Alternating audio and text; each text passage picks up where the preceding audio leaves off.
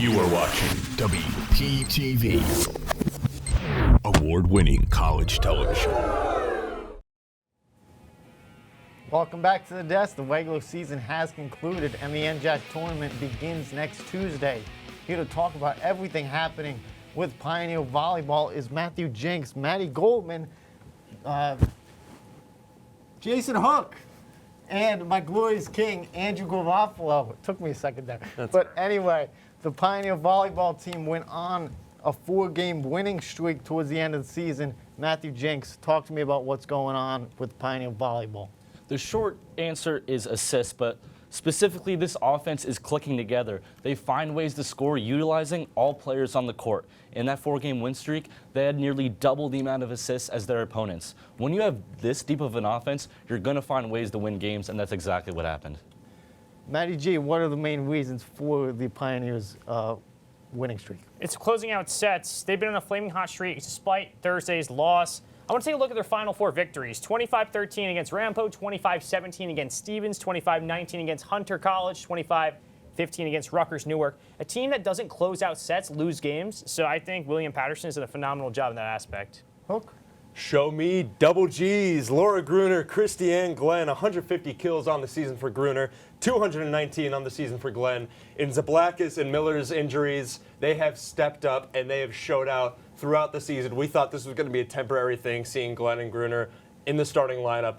Not at all. They're playing all 3 sets, match in and match out. They've been starting match in and match out, and they've been the stars of this William Patterson offense.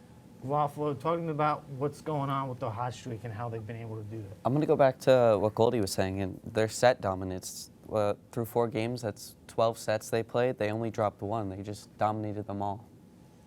Last Tuesday, November 4th, the Pioneers took on Rutgers Newark, and they extended the winning streak to 4 with a shutout victory. Andrew, take us through this game. Gladly.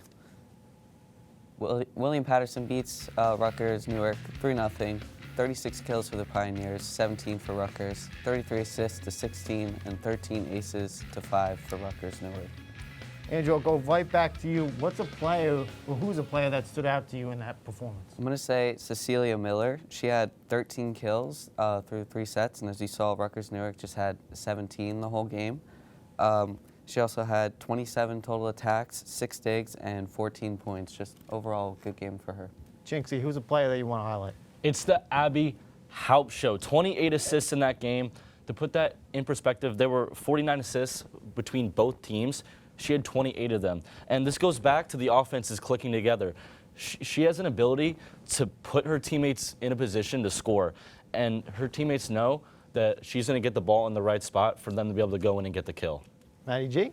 Laura Gruner, 5 kills on 10 total attacks. She also had 2 aces, 2 digs, 3 blocks, 9 total points. You need a good front line in the NJAC if you're going to play fierce volleyball. The Pioneers are the 4 seed going into this tournament. So she's been the anchor moving forward. She's been phenomenal in every aspect.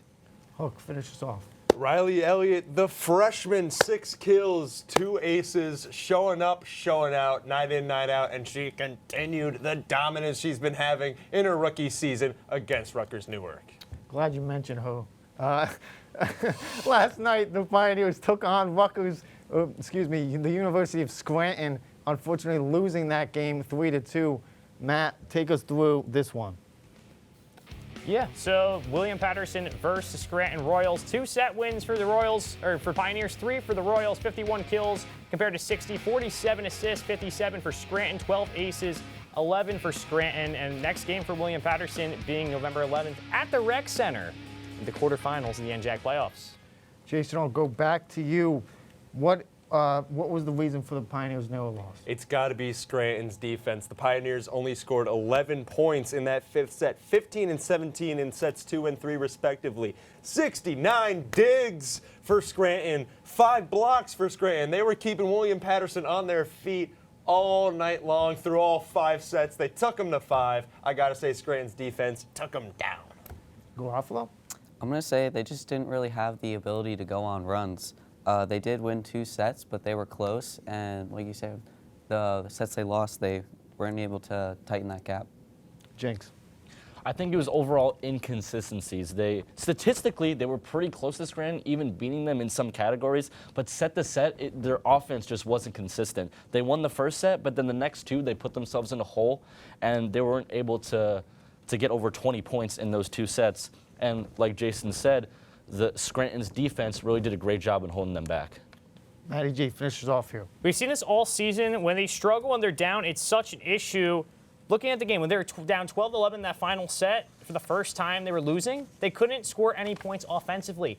Not 1, not 2, not 3 points Scranton put up right away. In the second set, it was 10-9. Scranton was up. Scranton won an 11-3 run.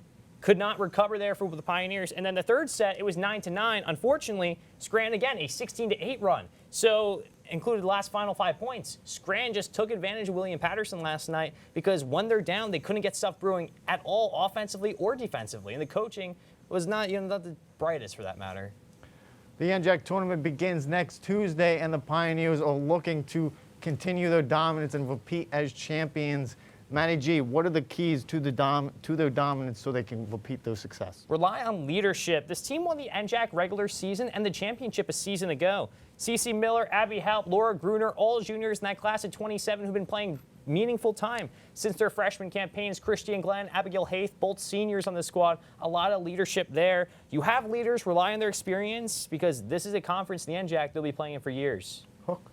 Might I talk to Coach Rogers directly and say, use your roster, use your depth. You got Delara Pack, Sophia Zablakis, Jillian Hitt, and then you got the 2 freshmen in Backen and Giesler. You got a lot of dogs on this bench. You got to utilize them, especially when we've been seeing later on in the sets, if it's going to 4 or 5 sets, he's been utilizing his depth, and they have been studs all season long.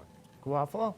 I'm going to go back to what I was saying earlier in their set dominance. They got and more specifically, sweeping matches. They've swept 3-0 12 times this year, including 3 during that 4-game win streak they just went on. And they play Montclair first round, who, guess what, they swept earlier in the year.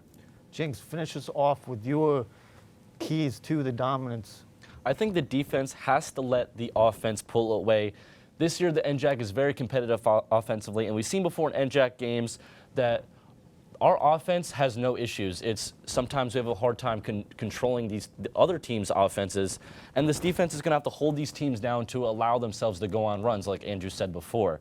And any athlete will tell you, it's tough to compete and it's tough to grind when each team is scoring back and forth. If they're able to go out there and score and then come on defense and hold them down and be able to take a sizable lead, they're going to win the game.